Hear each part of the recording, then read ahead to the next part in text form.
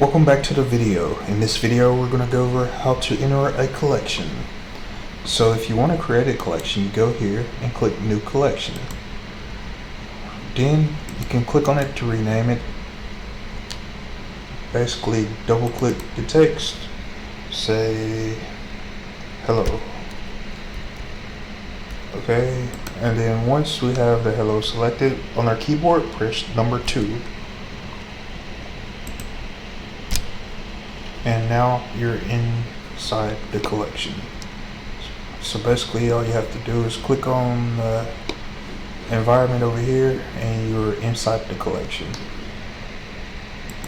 To view our cube again, we just turn visibility off on the collection we're currently in.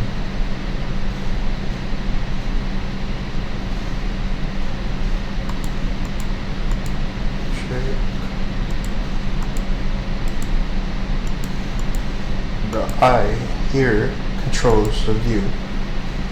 Now we can see our cube again. If you like the video, subscribe, leave a like, and see you in the next one.